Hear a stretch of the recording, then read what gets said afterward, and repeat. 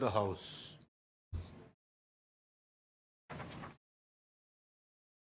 Madam మీరు మాట్లాడతారా? అధ్యక్ష, ధన్యవాదాలు అధ్యక్ష.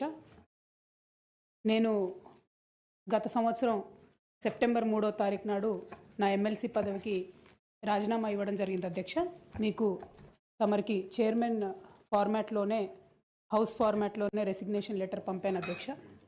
ఆనాడు మీరు పెద్దలుగా, నా వెల్విషర్గా, అదేవిధంగా మీ యొక్క డ్యూటీ నిర్వర్తిస్తూ మరి ఆవేశపడకండి, కొంచెం ఆలోచించుకోండి, నిర్ణయం తీసుకోండి, మీకు సమయం ఇస్తా అని చెప్పారు అధ్యక్ష. అయితే ఆ తర్వాత పలు సందర్భాల్లో కూడా నేను మీడియా ద్వారా తమరికి విజ్ఞప్తి చేశాను. నేను చాలా కాన్షియస్గా డెసిషన్ తీసుకున్నాను అధ్యక్ష, నా రెసిగ్నేషన్ యాక్సెప్ట్ చేయండి అని. కానీ 4 నెలల సమయంలో కూడా ఆ నిర్ణయం మీరు తీసుకోలేదు అధ్యక్ష. అందుకనే ఇవాళ తమరిని మళ్ళీ సమయం అడిగి ఫ్లోర్లో మాట్లాడి అసలు ఈ నిర్ణయం తీసుకోవడానికి కారణం ఏంది, ప్రజలకు తమరి ద్వారా ఎక్స్ప్లెయిన్ చేయాలన్నటువంటి ఉద్దేశంతో సమయం అడిగాను అధ్యక్ష. తమరు దయతోని సమయం ఇచ్చినందుకు ధన్యవాదాలు తెలియజేస్తా ఉన్నాను అధ్యక్ష. ముందుగా ఈ రాష్ట్రంలో 4 కోట్ల మంది ప్రజలుంటే 40 మంది మనం ఎమ్మెల్సీలో ఉంటాం అధ్యక్ష. పెద్దల సభలో కూర్చోవడం అనేటటువంటిది చాలా పెద్ద గౌరవం.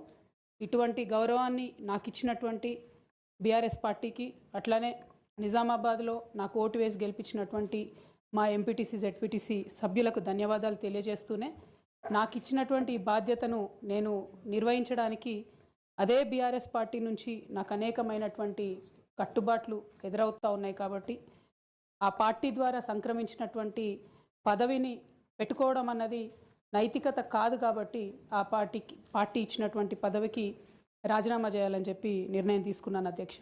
దాన్ని తమరు యాక్సెప్ట్ చేయాలని ఫ్లోర్ ఆఫ్ ది హౌస్లో అడుగుతా ఉన్నాను అధ్యక్ష.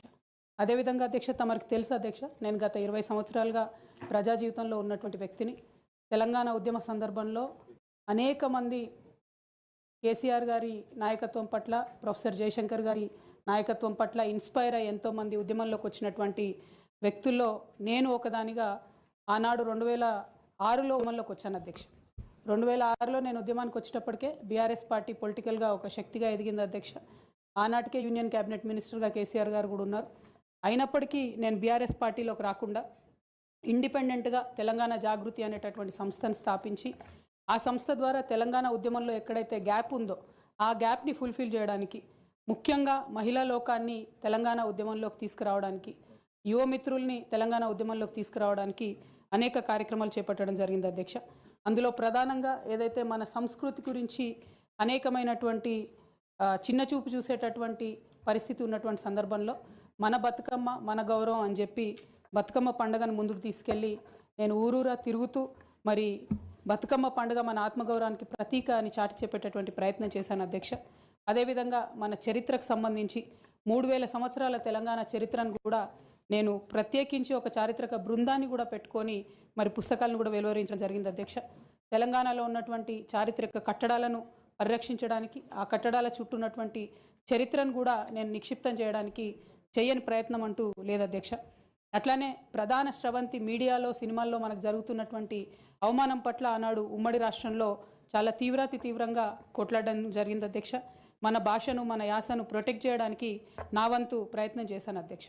అప్పటికే ఉమ్మడి రాష్ట్రంలో ఉన్నటువంటి పాఠ్య పుస్తకాల్లో కూడా మన తెలంగాణ మహనీయుల చరిత్ర లేకపోవడం, మన తెలంగాణ సాంస్కృతిక అంశాలు లేకపోవడం, మన తెలంగాణ భాష పట్ల వివక్ష ఉండడం పట్ల కూడా శ్రీకృష్ణ కమిటీకి ఆనాడు ఇచ్చినటువంటి రిపోర్ట్లో కూడా తెలంగాణ జాగృతి తరఫున మేము ఇవ్వడం జరిగింది అధ్యక్ష. శ్రీకృష్ణ కమిటీ ఇచ్చినటువంటి ఫైనల్ రిపోర్ట్లో కూడా ఆ వాస్తవాలని వాళ్ళంతా ఊటంకించడం జరిగింది అధ్యక్ష. ఇవన్నీ కూడా మరి తెలంగాణ ప్రజలు కూడా మర్చిపోరు అధ్యక్ష. ఇవన్నీ చేస్తూ వచ్చినాం.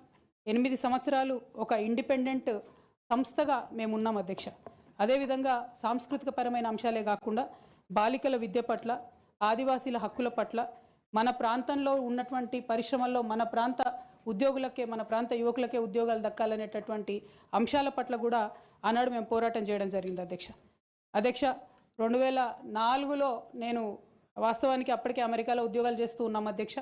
2004 ఆగస్టులో నేను నా పర్సనల్ రీజన్స్ కోసము భారతదేశానికి వచ్చాను అధ్యక్ష. కానీ ఆ తర్వాత 2006లో ఎప్పుడైతే కేసీఆర్ గారు యూనియన్ మినిస్టర్ పదవికి రిజిగ్నేషన్ చేశారో అనేక మంది యువకులు తమ ఉద్యోగాలను వదులుకొని ఉద్యమంలోకి వచ్చారు అధ్యక్ష. వారితో పాటే నేను కూడా ఉద్యమంలోకి వచ్చాను అధ్యక్ష. వేలాది మందిని వారు ఇన్స్పైర్ చేసినట్టే నన్ను కూడా ఇన్స్పైర్ చేశారు అధ్యక్ష. అయితే మీ అందరికీ తెలుసు అధ్యక్ష, ఉద్యమంలో మనందరం కూడా కష్టపడ్డాం, పార్టీలకు అతీతంగా కష్టపడ్డాం, అనేక సందర్భాలు జరిగినాయి. చాలా సక్సెస్ఫుల్గా మన అంశాలని మనం ప్రజలకు చెప్పగలిగినాం, భావజాల వ్యాప్తి చేయగలిగినాం. అయితే అధ్యక్ష 2013-14లో తెలంగాణ ఉద్యమాన్ని మలుపు తిప్పేటటువంటి కీలక ఘట్టాలు జరిగినాయి అధ్యక్ష. 2013లో ఆనాడు కాంగ్రెస్ పార్టీలో ఉన్నటువంటి కొంతమంది నాయకులు మరి కేసీఆర్ గారిని మీరు ఢిల్లీకి రండి, సోనియా గాంధీ గారు నిర్ణయం తీసుకున్నారు తెలంగాణ ఇస్తారని చెప్పి పిలిపిస్తే మేము కుటుంబ సమేతంగా 2013లో ఢిల్లీకి వెళ్ళడం జరిగింది అధ్యక్ష. కానీ వెళ్ళిన తర్వాత 2 నెలలు కూడా దాదాపుగా కనీసం కాంగ్రెస్ పార్టీలో పెద్ద నాయకులు కానీ చిన్న నాయకులు కానీ ఎవరు పలకరించిన పాపన పోలేదు అధ్యక్ష. ఆనాడు ఈ ఘట్టం నేను ఈ హౌస్లో రికార్డ్ కావాలని చెప్తా ఉన్నా అధ్యక్ష. ఎందుకంటే ఇవాళ అనేక మంది తెలంగాణ ఉద్యమంతో సంబంధం ఉన్నవాళ్ళు, లేని వాళ్ళు, కొత్తగా రాజకీయాల్లోకి వస్తున్నటువంటి వాళ్ళు కూడా తెలంగాణ ఉద్యమంలో మీ పాత్ర ఏంటి అని మాట్లాడుతున్నటువంటి సందర్భంలో గల్లీలో కొట్లాడటమే కాదు, ఢిల్లీలో లాబియింగ్లో కూడా నా పాత్ర ఉందని చెప్పడానికే హౌస్లో ఈ మాట చెప్తా ఉన్నాను అధ్యక్ష. అయితే 2013 అధ్యక్ష జూలై ఆగస్ట్ టైంలో మరి అక్కడే ఉన్నాము, ఎక్కడ కూడా కదలిక లేదు. అటువంటి సందర్భంలో ఆనాడు మేడం సోనియా గాంధీ గారు ఎవరైతే ఈ కీలకమైన నిర్ణయం తీసుకోవాలో వారికి సంబంధించి ముఖ్య అనుచరుడుగా ఆస్కర్ ఫెర్నాండెస్ గారు ఉండేవారు అధ్యక్ష. తమరందరికీ తెలిసి ఇప్పుడు లేరు, వారు పెద్దవారు. వారితో నాకున్నటువంటి సొంత పరిచయాలతోని వారికి కేసీఆర్ గారికి సపరేట్గా నేను ఒక మీటింగ్ పెట్టించడం జరిగింది అధ్యక్ష. ఇదంతా in the interest of the state formation అధ్యక్ష. ఆ తర్వాత సోనియా గాంధీ గారు ఇంటర్ఫియర్ అయ్యి ఒకటే రోజులో అధ్యక్ష 7 నుంచి 8 సార్లు కమ్యూనికేట్ అయ్యి మాట్లాడి ఆ తర్వాత తెలంగాణ సాధన అనేటటువంటి అంశం ముందుకెళ్ళింది అధ్యక్ష. ఆ విషయం తమరికి కూడా తెలుసు అధ్యక్ష.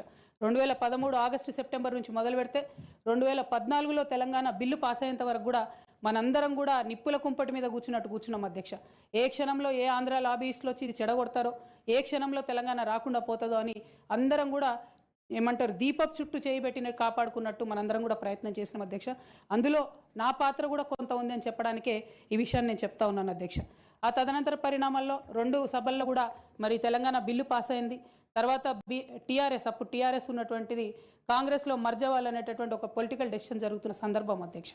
అయితే మర్జ్ అవ్వలేదు అధ్యక్ష. అప్పుడు మర్జ్ అవ్వకపోతే ఏమైంది, ఇండిపెండెంట్గా టీఆర్ఎస్ ఇక్కడ పోటీ చేయాల్సిన పరిస్థితి వచ్చింది. వాస్తవానికి అధ్యక్ష ఏ మహిళ అయినా కూడా ఒక కెరీర్ ఎంచుకునే ముందు, ఒక ఉద్యోగం చేసే ముందు తన కుటుంబం ఏంటి, కుటుంబ పరిస్థితి ఏంటి, రేపు పొద్దున్న నేను ఉద్యోగం చేస్తే నా పిల్లలకు సమయం ఇవ్వగలుగుతానా, కుటుంబ వ్యవహారాలకు సమయం ఇవ్వగలుగుతానా అని ఆలోచించుకుంటారు అధ్యక్ష. నేను కూడా ఉద్యమంలోకి వచ్చే ముందు 3 నుంచి 4 నెలలు చాలా సుదీర్ఘంగా ఆలోచించి నా జీవిత భాగస్వామితో చర్చించిన తర్వాతనే నేను ఉద్యమంలోకి రావడం జరిగింది అధ్యక్ష. అయితే ఈ విషయం ఇప్పుడు ఎందుకు చెప్పాల్సి వస్తుందంటే అధ్యక్ష, నేను ఎప్పుడైనా కూడా మన తెలంగాణ నుంచి ఒక ఇంటర్నేషనల్ స్థాయి ఎన్జిఓ నడపాలనుకున్నాను అధ్యక్ష. నేను పాలిటిక్స్లోకి వస్తానని అనుకోలేదు.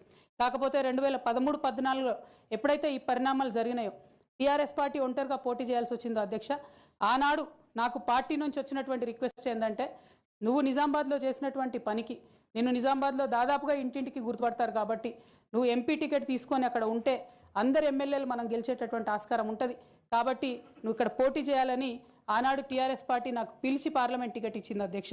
నేను ఎప్పుడు కూడా వారిని అడుక్కొని టికెట్ తీసుకోలేదు అధ్యక్ష. ఆ నిజామాబాద్ ప్రజలు దాన్ని గౌరవించారు. 9కి 9 కంప్లీట్గా నిజామాబాద్లో ఎమ్మెల్యేని గెలిపించారు అధ్యక్ష. తద్వారా టీఆర్ఎస్ ఇండిపెండెంట్గా ఆనాడు అధికారంలోకి వచ్చింది అధ్యక్ష. అందరం సంతోషపడ్డాం అధ్యక్ష.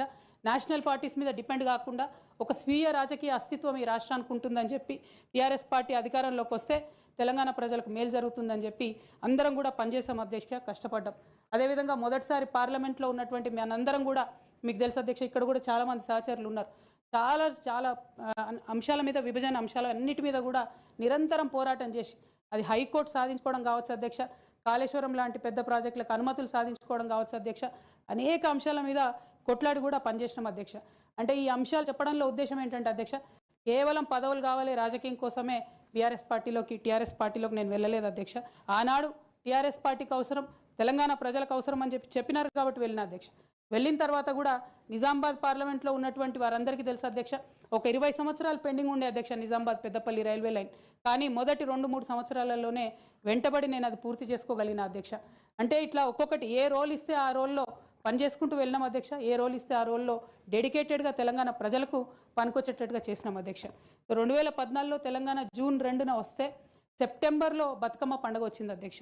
నేను అంతకుముందు తెలంగాణ జాగృతి నుంచి దాదాపుగా 8-9 సంవత్సరాల నుంచి కంటిన్యూస్గా బతుకమ్మ పేరుతోని ప్రతి సంవత్సరం కార్యక్రమాలు చేసేదాన్ని అధ్యక్ష.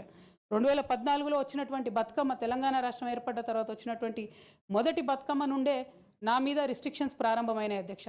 పొలిటికల్ పార్టీలో ఒక వ్యక్తిని స్వేచ్ఛను ఎట్లా హరిస్తారని చెప్పడానికే ఎగ్జాంపుల్ చెప్తా ఉన్నాను అధ్యక్ష.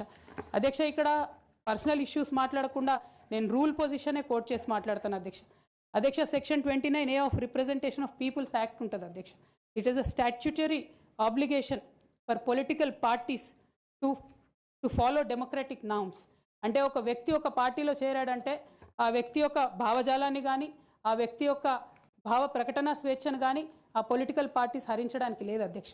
నేను గత 8 సంవత్సరాలుగా ఇండిపెండెంట్గా ఒక వ్యక్తిగా సంస్థను నడుపుతూ చేస్తున్నటువంటి ప్రయత్నాలని అడ్డుకట్ట వేయడానికి మొదటి రోజు నుంచే ప్రయత్నం జరిగింది అధ్యక్ష.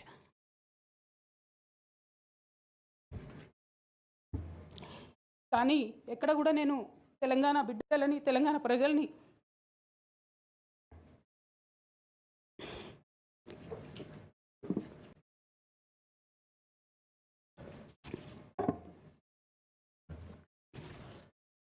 వాళ్ళను డిసప్పాయింట్ చేయదు కాబట్టి నవ్వుతూ పనిచేస్తూ వెళ్ళిపోయిన అధ్యక్ష.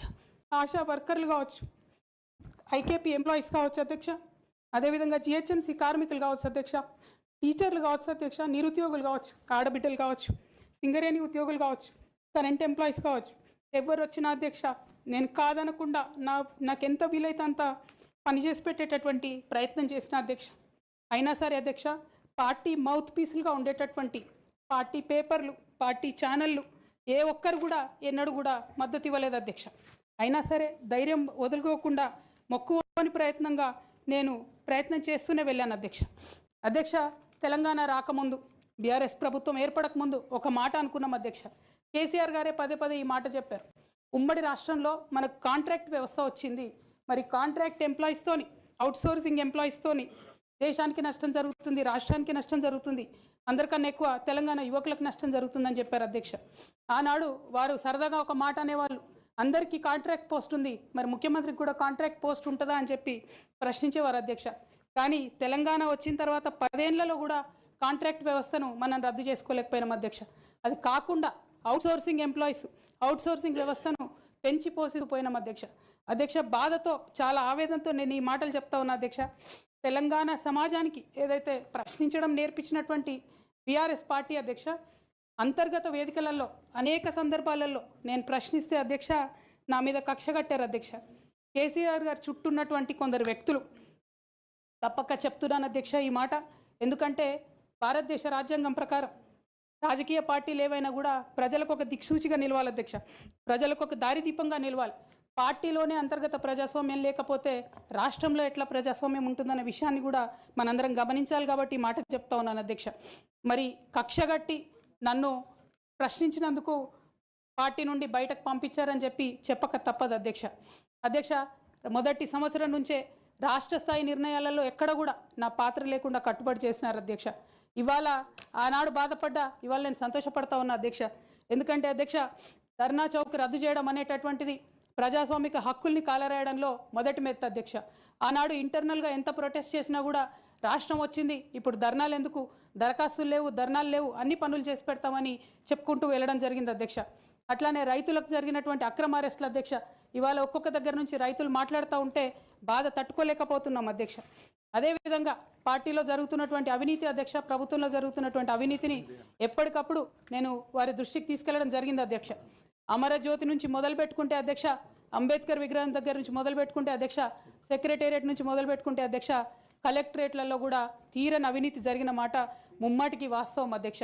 దీనికి పెద్ద ఉదాహరణలు సిద్దిపేట, సిరిసిల్లలో కట్టినటువంటి కలెక్టరేట్లు 2 వచ్చినటువంటి మొదటి వర్షానికే 2 కూడా మునిగిపోయినాయి అధ్యక్ష. ఆ విజువల్స్ అందరం కూడా మనం చూడడం జరిగింది.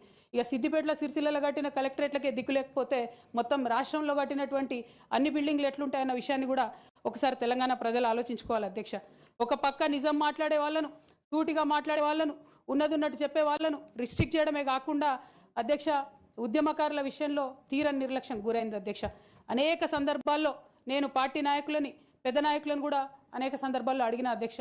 వేరే విధంగా సహకరించకపోతే, వేరే విధంగా వాళ్ళకి హెల్ప్ చేయలేకపోతే కనీసం సీఎం రిలీఫ్ ఫండ్ కింద మనిషికి 10 లక్షలు ఇద్దాం, ఎక్కడోళ్ళు అక్కడ సెటిల్ అయిపోతారు అధ్యక్ష అని కూడా అడిగినాం అధ్యక్ష.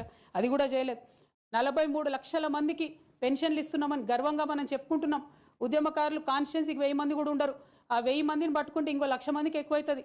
వాళ్ళకు పెన్షన్ ఇస్తే లాగా ఉంటుంది, గౌరవంగా ఉంటుందని అనేక సందర్భాల్లో చెప్పినాం అధ్యక్ష. అది కూడా 69లో పనిచేసినటువంటి ఉద్యమకారులు వాళ్ళ స్ఫూర్తిని తీసుకొనే మనం ముందుకెళ్ళినామని చెప్పి మనం చెప్పుకున్నాం అధ్యక్ష. కానీ వారిని కూడా ఎన్నడూ కూడా గుర్తించలేకపోయినాం అధ్యక్ష. అదేవిధంగా విద్య విషయంలో అధ్యక్ష, మన మెయిన్ ట్యాగ్ లైన్ నీళ్లు నిధులు నియామకాలు అనేటటువంటి మన మెయిన్ ట్యాగ్ లైన్ ఏదైతే ఉంటుందో అధ్యక్ష, అన్నిటినీ కూడా గండుగొట్టుకుంటూ పోయినాం అధ్యక్ష. విద్య విషయంలో, నియామకాల విషయంలో, అన్ని విషయాల్లో అదే జరిగింది అధ్యక్ష. అదేవిధంగా కొందరు ప్రజాప్రతినిధులు చేస్తున్నటువంటి దురాగతాలని కూడా ఎప్పటికప్పుడు నేను అధిష్టానానికి చేరవేసిన అధ్యక్ష. దాని మీద ఎటువంటి చర్యలు లేవు అధ్యక్ష. దానికి ప్రత్యక్ష నిదర్శనం ఇసుక దందాల్లో చేసినటువంటి అక్రమాలతోని నేరేళ్ల లాంటి దురాగతాలు జరిగినాయి అధ్యక్ష. దళిత బిడ్డల మధ్యలో అనవసరంగా బలైపోయినారు అధ్యక్ష.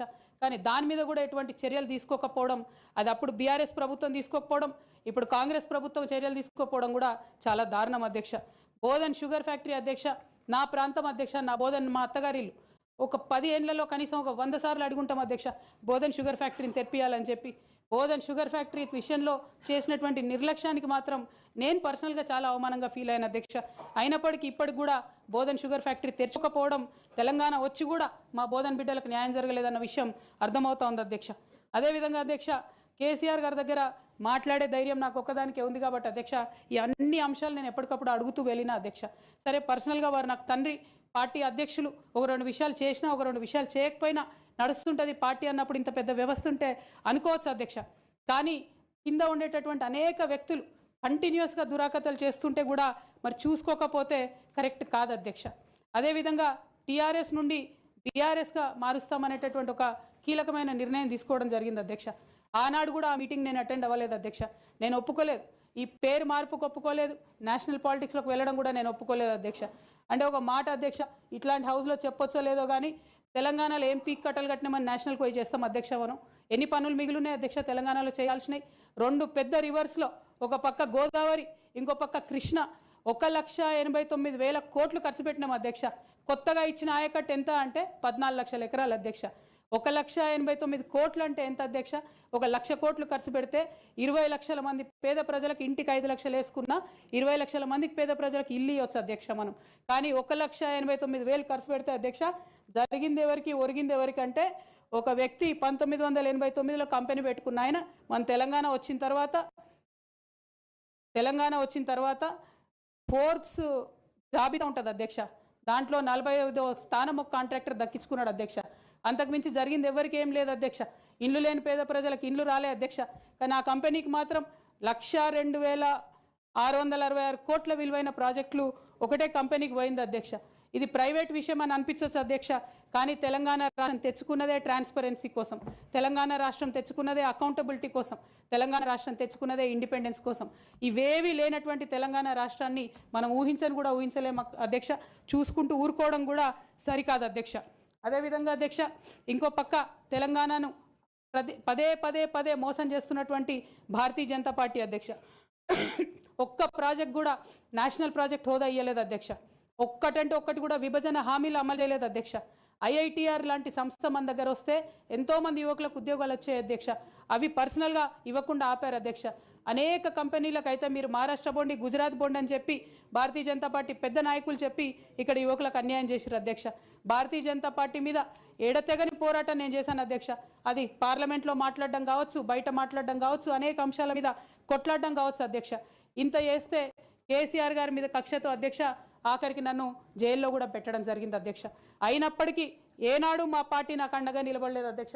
3 సంవత్సరాలు నేను ఒక్కదాన్నే ఈడీతోని, సిబిఐతోని అనేక అంశాల్లో కొట్లాడుకున్న తప్పితే ఎక్కడ కూడా పార్టీ అండగా నిలబడలేదు అధ్యక్ష. ఇది ఎందుకు చెప్తా ఉన్నా అంటే అధ్యక్ష, ఒక పార్టీ అంటే ఒక సంఘం అధ్యక్ష. ఒక సంఘం అంటే ఒకే భావజాలంతో కలిసి పనిచేసే వ్యక్తులు అధ్యక్ష. ఒకడు గాయపడి పడిపోతే వాడిని ఎత్తుకొని పోతారు అధ్యక్ష, భుజాల మీద తీసుకొని పోతారు అధ్యక్ష. లేదు, నువ్వు మా భావజాలంతో కరెక్ట్గా లేవంటే తీసి ఆనాడే అవతల పడేయాలి అధ్యక్ష. అట్లా కాకుండా అదే పార్టీలో కొనసాగాలి, కానీ పార్టీ మీకు అండగా నిలబడదు అనేటటువంటిది కరెక్ట్ కాదు అధ్యక్ష. ఇది డెమోక్రటిక్ సిస్టంలో కాన్స్టిట్యూషన్ స్పిరిట్ని తీసుకొని పనిచేసేటటువంటి పొలిటికల్ పార్టీస్ బిహేవ్ చేయాల్సినటువంటి పద్ధతి కాదు అధ్యక్ష. ఇవన్నీ ఇట్లా జరుగుతూ వస్తున్నటువంటి క్రమంలో బీఆర్ఎస్ పార్టీ అధికారం కోల్పోయింది అధ్యక్ష. అధికారం కోల్పోయిన తర్వాత కాంగ్రెస్ పార్టీ వచ్చి ఒక ఎంక్వైరీ చేసింది అధ్యక్ష, ఘోష్ కమిటీ అని. బీఆర్ఎస్ పార్టీలో ఉన్నటువంటి ఏ పెద్ద నాయకుడు కూడా మాట్లాడాడు అధ్యక్ష. కేసీఆర్ గారు అంటే ఎవరు మాట్లాడారు?